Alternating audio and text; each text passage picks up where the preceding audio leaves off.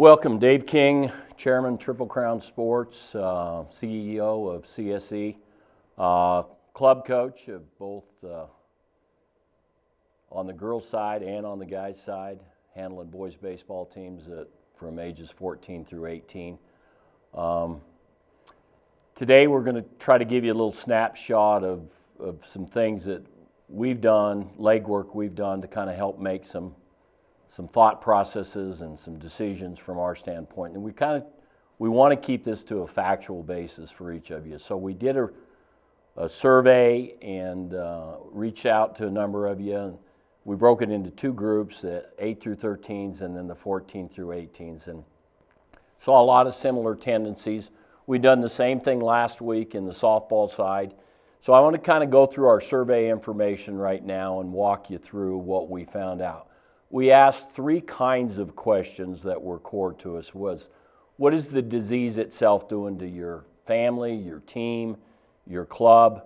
What is the direct impacts to you? And I think you can see in the top, you've got hospitalization, intensive care, loss of life.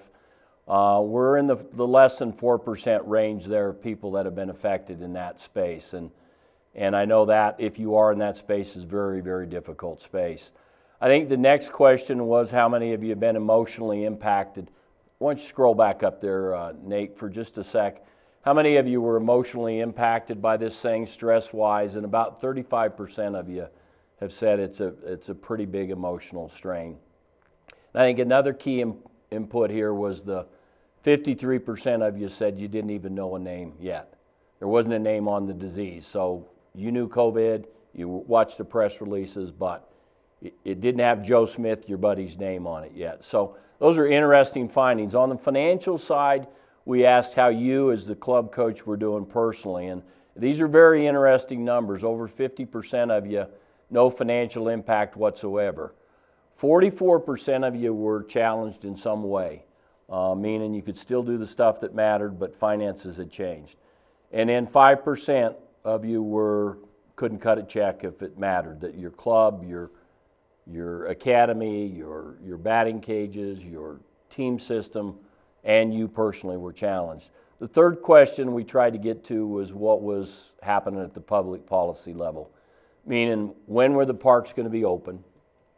And that was the first question. When could you play? And so this number's moving. And so the research that we did for the softball side last week, these were 10% and 10%. And this week they're 25, almost 20 and 20% on mid-May and mid-June. So you got about 43, 44% of you going to be open right now. The rest are still in the uncertain space on when your parks are going to open. And this was nationwide research. The next category was, if you came back, then what's the size? And this is that magical bullet of 10 or less. And so some of you knew what the size was, 25%, but still you had almost 75% of you had a no answer. Didn't know what size was, or you were uncertain.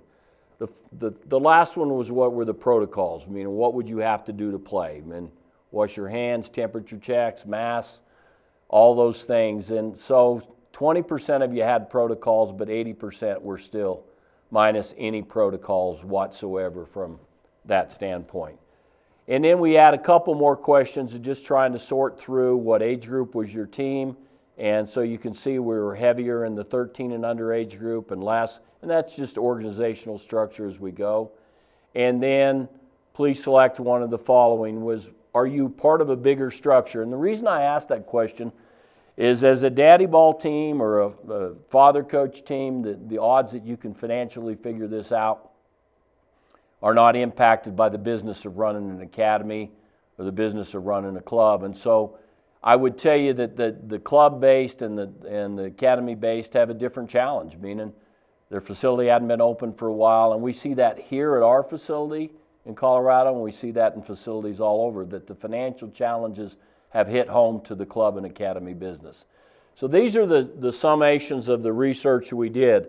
What I'm going to kind of try to do from this point forward is walk you through our thoughts here of things, return to the game, coronavirus, and baseball. So if I take that and just kind of walk you through where I think we're at, how we're thinking, not what we're going to do. And I think it's important that you classify yourself the same way is how am I thinking? Because what I'm going to do is based on so much uncertainty from this standpoint. If you go back here and say uncertainty, you need to know how you're going to think, how you're going to frame your thoughts. So let's start with the disease itself. And I think anytime you say, what's my schedule, you're going to get back to tell me about the disease. And so what is the disease going to do, and particularly your family? So I'd say this is a personal question. Grandma, grandpa, your wife, someone at risk in your house. I don't think there's a protocol one. I'm sitting in our offices of 90 people for the first time with 3 others, and they're all wearing masks looking at me. And so everyone's concerned about walking it home from that standpoint to somebody. And really the disease is still uncertain. From our survey again, 3% have had a hospitalized impact of you, 35% of you are anxious, and 54% of you just don't have a name yet of anybody you actually know with the disease. The next step's your finances. To say that this is not a challenge is what are they going to do to my city, my school, because eventually this will either trickle down or trickle back up, flow back up. And what you're seeing right now is that small business impact going all the way up to the city level, the school level, where things happen. And you're going to find that facilities are challenged. Ownership of facilities are challenged. What's my team and my job? In other words, with your club right now, what are you going to do with its finances and job? And then what are my families doing? And so if most of you represent between 12 and 16 families, somewhere in that mixture, if you take the disease and the research, you're going to find that 2 to 3 players on every roster are going to be challenged in real fashion, either from the disease itself or the finances that came from the impact of the disease. 50% of you have had no impact, but when you get the next 50%, something will have impacted financially to each of you. The conflict that's going on right now is no different than the conflict we sit here and watch, which is the disease itself conflicting the finances that each of us have. And that until step 1 is answered, then it will continue to affect step 2, the finances, whether it's unemployment or small business openings or protocols. And this is going to go over and over, and decisions will remain in conflict. People and decisions will remain in conflict. And will still be uncertain. Step 3, if we can get 1 and 2 balanced, we're going to get public guidance. And when I say public guidance, keep in mind that happens from the federal level to the governor, to the county commissioner, down to your Parks and Rec director or your school district on what's going to happen.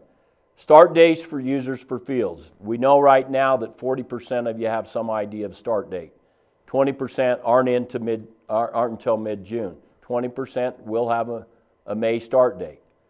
Size of gatherings. So regardless of what you're reading, this is probably the biggest challenge.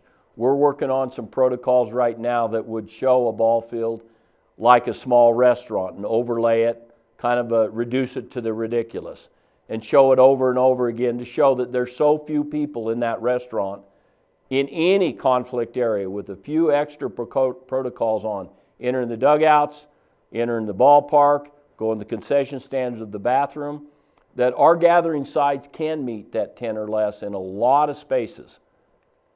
10 people, is it going to be 50 people, is it going to be 250? To run a tournament, it's got to get to 250, unless we can figure out how to present our case as an industry better. And then what are the required protocols? And I would tell you, when I say required protocols, what do we do with masks? Do we play with masks? What do we do with distancing? How do we distance? What do we do with sanitation?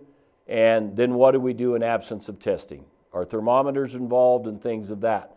And so public guidance will filter down to, yes, you can, here's how many, here's the protocols, and here's what we have to say about it. Only 20% have reached a complete decision on date, size, and policy. Level of safety needed to restart. So what's holding us back? And so as we analyze each 50 states that we play ball in and two other locations, we want to say, is the disease really safe? Or is it acceptably safe? Or is it not safe at all? And so this is my simplistic way of looking at our business and saying, if we put people out on a diamond or we put people in practice, what is going to be the definition of really safe? What is going to be acceptably safe and what is not safe at all? So let's look at really safe or what it takes. A vaccine is ready and accessible to all. Now, we don't have a SARS vaccine, and so to get a COVID-19 vaccine right now, with the world working on it, the predictions are still anywhere from 12 to 18 months. So accessible to all, we're not going to check this off for quite a time. And we may never check this square off of really safe. Testing of all, meaning we can test anytime we need to test. And then we can contact trace if we found something was wrong. We can follow it back to their headquarters and quarantine those people that touched. Hospital success is achieved, meaning no question whoever got sick, that whatever the protocols were at the hospital level, it was adequate. And then in public, guidance rules are there. And so if you look at that, the likelihood that we hit a really safe definition in 2020 is little to get to this square. So then here's where we can play ball. And this is a real important definition of the world we're in right now, which is what is acceptably safe to the majority of the people that want to re-enter the mainstream. And the disease and data shows acceptable curves. So I believe those curves are going to be defined by a lot of people, whether it's all the way to the bottom, almost to the bottom, bottom and flat. In other words, whatever that definition is for us, as people going out into larger gathering size, we're going to have to come up with. Hospital success is achieved. Beds, ICUs, masks, ventilators, treatments, etc. And then third, we're working on a vaccine. And fourth, we can test when we need to, when symptoms pop up, and we can antibody test. And so I think you can see these things are arising. Is acceptably safe. Disease is not under control. I think you find the healthcare system cannot treat demand successfully. Continued spikes in hotspots all over America with flare-ups. Disease has no known cure or vaccine. And we cannot test the public to put them together in gatherings or diverse groups. Can't test or trace. So after step 1, 2, and 3, what would Triple Crown and others going to do? Meaning us and other event organizers, whether it's USSSA or it's Perfect Game or it's Pony or it's Babe Ruth or any of the governing bodies that sanction play. What are you going to do as a club? And then what are your team's fears? Do we have fears of getting back out in public? And I would say that I would address this, that we can measure finances and we can measure the disease. We can't measure fear very successfully. Only in the history of what we went through with 9/11 can we actually understand maybe the theory is that 20% of people will be afraid to do certain things, i.e. get on planes and go in large, true bumper-to-bumper public gatherings. As a coach, you're the leader. So I'm going to speak to you as a coach inside you, that there's things that you need to do. And with your choices, others are going to respond. And do you define it? In other words, do you say this is what we're going to do? Do you have a democratic process and approve it? Will you become a beacon for the decision making? Can I get a better process to exit this crisis? You know, deciding whether to steal second or who to bat in the order, this is probably one of your biggest leadership decisions, is that you're going to be faced with conveying to others a decision process on how to re-enter. Triple Crown Sports has built scenarios to return. My suggestion is that you can build your own scenarios for how you return. And they don't have to be complex. It's just a simple methodology by which you're going to address the world we're in. The scenarios we got is acceptably safe. And if you look at the definition, late May. Acceptably safe in June. Acceptably safe in July. Acceptably safe in the fall. Acceptably safe in January.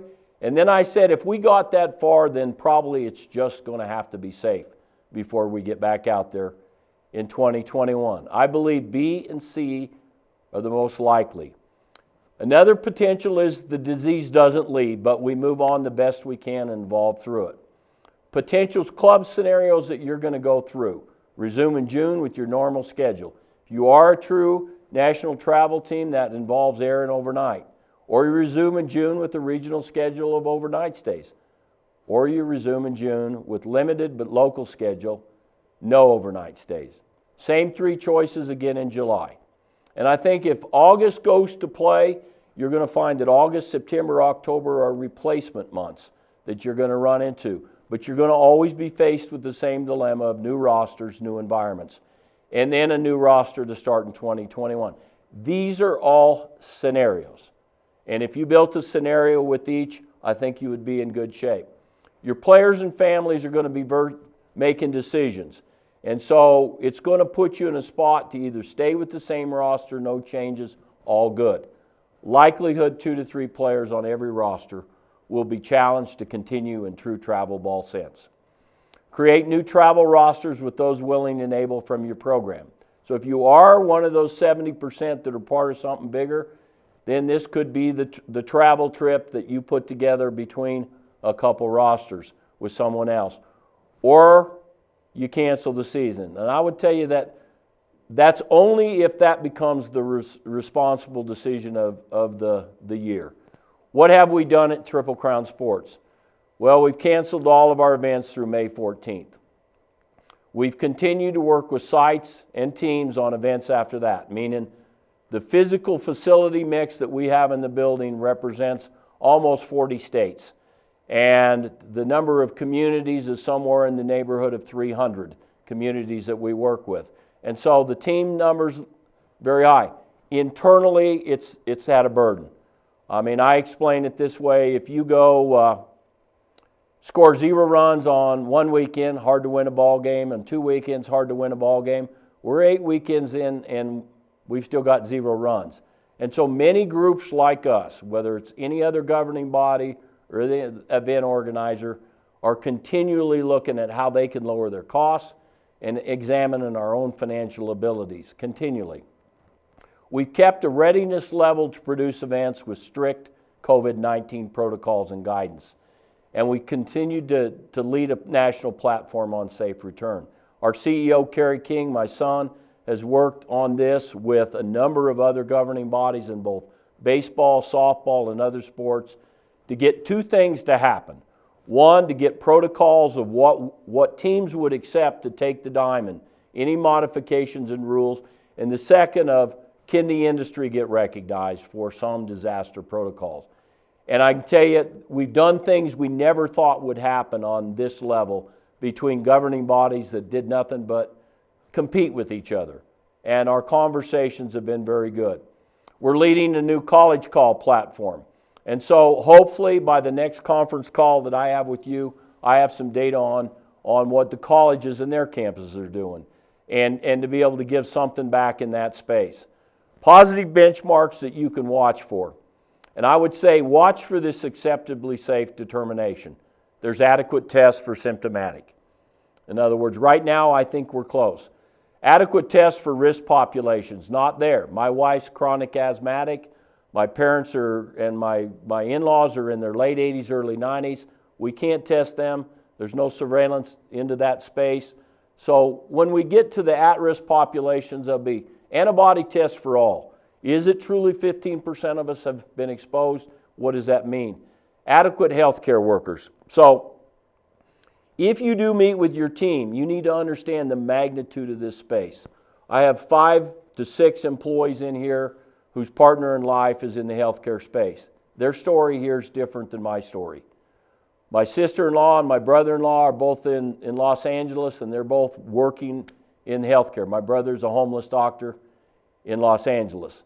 And so the magnitude of what they tell me is immense. I have 4 former players at ICU level nurses, and what they tell me. So be sensitive and be aware that the story, depending on which side you stand on at any given time, is going to change the narrative.